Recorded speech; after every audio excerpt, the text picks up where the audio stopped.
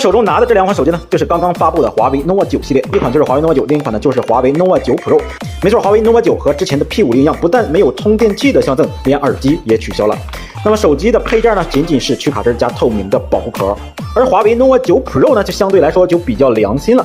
除了附赠了手机的取卡针和透明的保护壳之外呢，还随机赠送了一个100瓦的超级快充一套的颜色。今年的华为真是将环保彻底进行到底啊，连那个包手机的膜都改为纸质的了。其实单从手机的背部看去呢，你根本分不清哪一款是华为 nova 9，哪一款是华为 nova 9 Pro。相对于华为 nova 8呢，它的后盖又升级了 AJ 磨砂工艺，可以看到磨砂质感更强。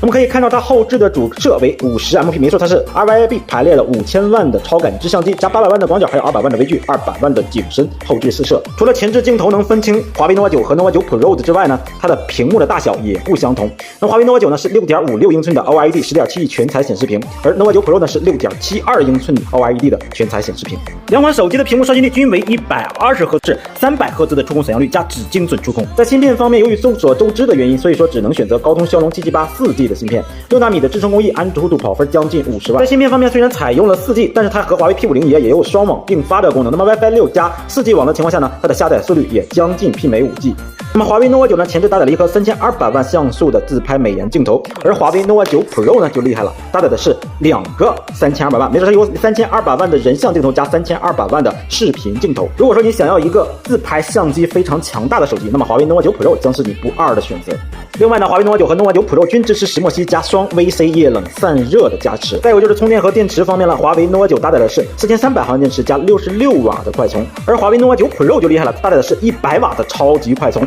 4000毫安时的电池，20分钟完全充满。说到最后，就是华为 nova 9和 nova 9 Pro 的售价部分了。28G 2699，256G 的价格是2999，华为 nova 9 Pro 8加 128G 的价格是3499，8加256G 的价格是3899。